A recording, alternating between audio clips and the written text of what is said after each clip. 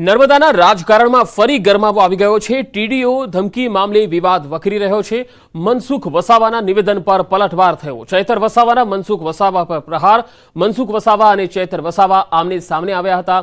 ચૈતર વસાવા પર ટીડીઓને ધમકી આપ્યાનો આરોપ લગાવ્યો। મનસુખ વસાવાએ સોશિયલ મીડિયામાં પોસ્ટ પણ મૂકી હતી। ગુંડાગીરી અને દાદાગીરી કરી હોવાની વાત પણ કરી હતી।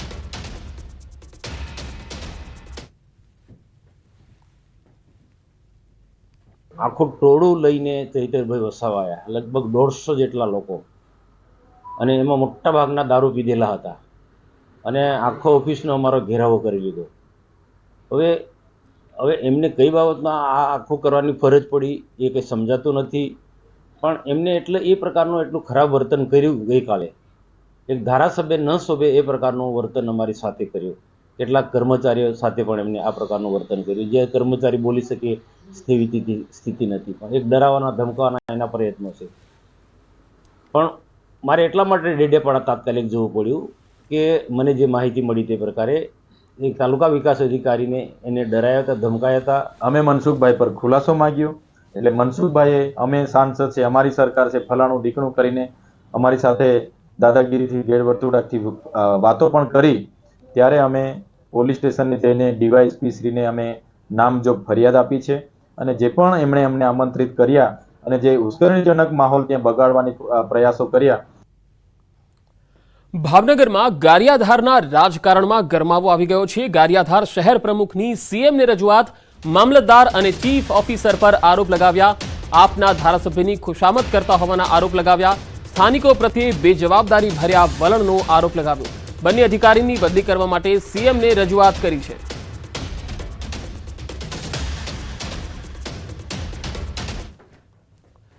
બરવાડા નગરપાલિકા કચેરીને તાળાબંધી કરી દેવાઈ છે। ગટરના ગંદા પાણીથી લોકો ત્રાસી ગયા છે। બરવાડા શહેરના અનેક વિસ્તારોમાં સતત ઉભરાતા ગટરના ગંદા પાણીથી લોકો ત્રાસ્યા છે। અનેક વિસ્તારોમાં ગટરના પાણી ઉભરાઈ અને રોડ પર ફરી વળ્યા। ગટરના ગંદા પાણીમાંથી રહીશો પસાર થવા મજબૂર છે, તો વિસ્તારમાં રોગચાળો ફાટી નીકળવાની પણ દહેશત વ્યક્ત કરતા સ્થાનિકો ખૂબ જ હેરાન છે। ગટર લાઇનની જે કામગીરી છે એમાં ભ્રષ્ટાચાર સાથે બોગસ કામગીરી થઈ હોવાના પણ ગંભીર આક્ષેપો સ્થાનિકો લગાવી રહ્યા છે।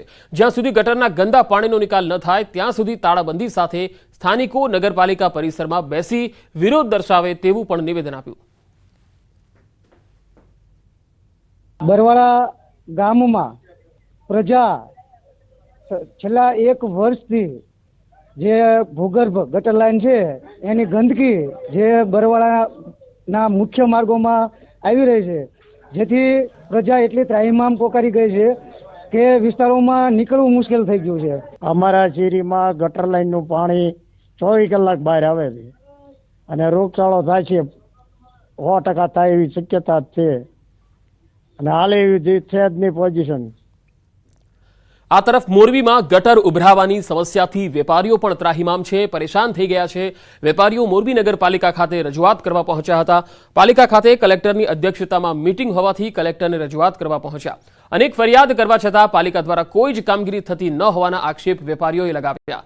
રસ્તા પર ગટર ઉભરાવાની સમસ્યાથી ગંદકીનો સામનો કરવો પડી રહ્યો છે।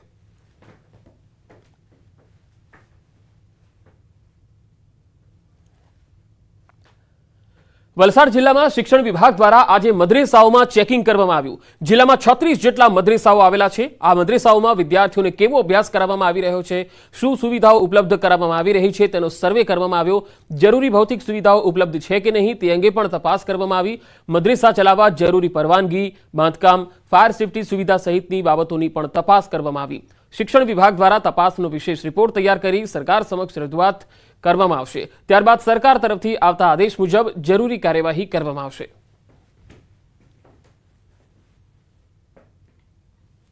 ગઈકાલે વીસીના માધ્યમથી અમને સૂચના આપવામાં આવેલી, અને અમે અમારી ટીમ બનાવી અને તમામ ટીમના સભ્યો જે તે મદ્રેસામાં જઈ અને એની પ્રાથમિક માહિતી લીધી છે। મદ્રેસાના સર્વે કરવા ગયેલા આચાર્ય પર હુમલો થઈ ગયો। અમદાવાદના દરિયાપુરમાં આચાર્ય પર હુમલો થયો। સુલતાનના મહોલ્લામાં સર્વે દરમિયાન આ બનાવ બન્યો હતો। બાપુનગર સ્મૃતિ સ્કૂલ વિદ્યાલયના આચાર્ય પર હુમલો થયો હતો।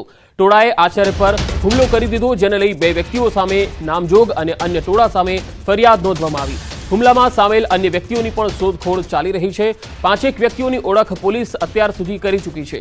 હજુ પણ આગામી સમયમાં સીસીટીવી ફૂટેજના આધારે કાર્યવાહી કરવામાં આવશે.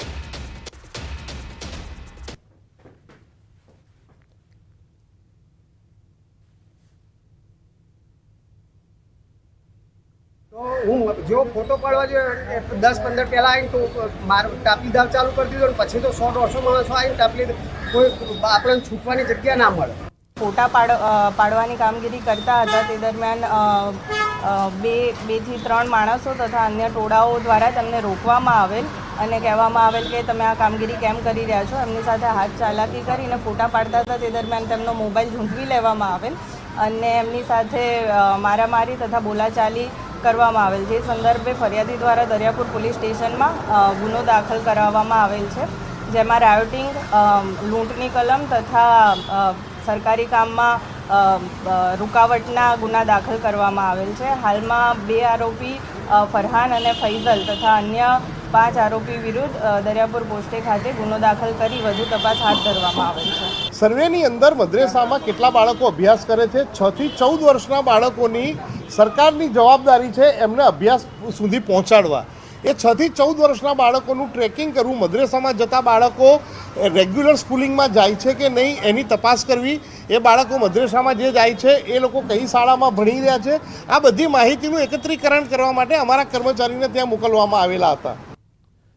પ્રધાનમંત્રી નરેન્દ્ર મોદીની ડિગ્રી માંગવાની બાબતે થયેલ બદનક્ષી કેસના મામલે દિલ્હીના મુખ્યમંત્રી અરવિંદ કેજરીવાલના વકીલે કોર્ટ સમક્ષ મુદત માંગી. અરવિંદ કેજરીવાલ હાલ સુપ્રીમ કોર્ટમાંથી લીકર કેસમાં શરતી જામીન પર મુક્ત છે.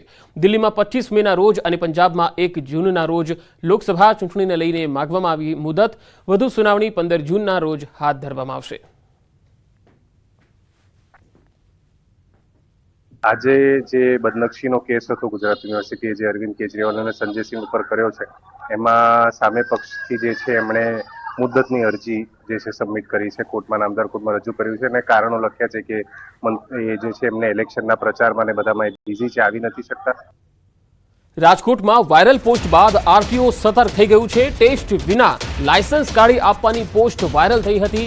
આરટીઓ દ્વારા બી ડિવિઝન પોલીસમાં અરજી કરાઈ ત્યારે આરટીઓ ઇન્સ્પેક્ટરે કહ્યું ફી પણ ઓનલાઈન ભરવામાં આવે છે, અરજી પણ ઓનલાઈન કરવામાં આવે, છતાં જેની પણ સંડોવણી હશે તેની સામે કાયદેસરની કાર્યવાહી થશે. બીજી તરફ હવે વગર ટ્રાયલે લાયસન્સ આપવાની જાહેરાત કરનાર રાજદીપસિંહે કહ્યું આ સરકારમાં પોલીસ તંત્ર અને આરટીઓ વિભાગ એલર્ટ છે, એટલે ઘરે બેઠા લાયસન્સ શક્ય જ નથી. મારા ડિઝાઇનરથી લખવામાં ભૂલ થઈ છે, હું આ લખાણ બદલ દિલગીરી વ્યક્ત કરું છું. હાલ તો આ સમગ્ર મામલે તપાસ ચાલી રહી છે.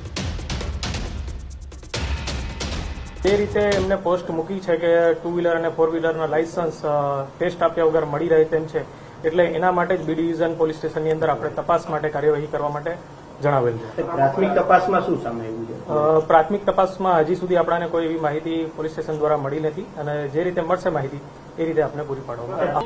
અને હા કે અમે જે પોસ્ટ કરી હતી એમાં જે કંઈ મારા ડિઝાઇનરથી જે કંઈ ભૂલ થઈ છે અને સોશિયલ મીડિયા જે કોઈ મારું અકાઉન્ટ સંભાળે છે એને ડાયરેક્ટ અજાણતા જ એને પેઇડ પ્રમોશનમાં નાખી દીધું હોવાથી તમને ડાયરેક્ટ બધાને શેર થઈ ગયું છે. એના માટે હું દિલગીર છું, પણ આવી કોઈ બાબત છે જ નહીં કે 8,000માં ઘર બેઠા લાયસન્સ કે વગર ટ્રાયલ લાયસન્સ મળે છે. ફરજિયાતપણે આરટીઓના નિયમ મુજબ આરટીઓની ફીસ પે કરીને 2 વ્હીલ અને 4 વ્હીલ માટે પહેલા લર્નિંગ લાયસન્સ માટે આવવાનું હોય છે અને લર્નિંગ લાયસન્સ મળી જાય અને પછી એના મહિના કે 30 દિવસનો જે કાંઈ સમય પીરિયડ હોય અને જે વેઇટિંગ હોય એ મુજબ 2 વ્હીલ અને 4 વ્હીલ માટે આવવાનું હોય છે. તો આ પોસિબલ જ નથી. કચ્છમાં હુમલા અને હત્યા કેસમાં 16 આરોપી સકંજામાં લેવાયા છે. રણમાં મીઠાની જમીન માટે હુમલો થયો હતો. કનમેર ગુડખર અભયારણ્યમાં આ ઘટના બની હતી. 17 લોકો સામે સામખિયાળીમાં ફરિયાદ નોંધાઈ હતી. હુમલામાં એક વ્યક્તિનું મૃત્યુ થઈ ગયું. તમામ આરોપીના કોર્ટે 7 દિવસના રિમાન્ડ મંજૂર કર્યા હતા.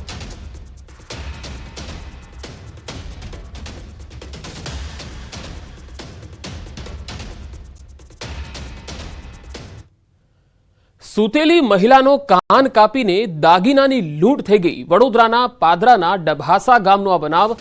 વૃદ્ધા સૂતેલા હતા અને તે સમયે મોઢું દબાવીને કાન કાપી મહિલાની સોનાની બુટ્ટી, વીંટી સહિતના દાગીનાની લૂંટનો બનાવ બન્યો.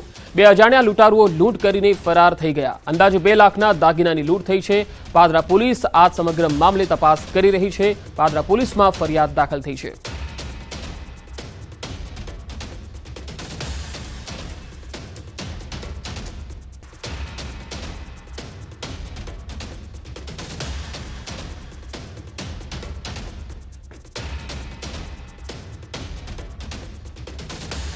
આ કોણ આખો જ કાપી લીધો અને આ તોડી લીધો.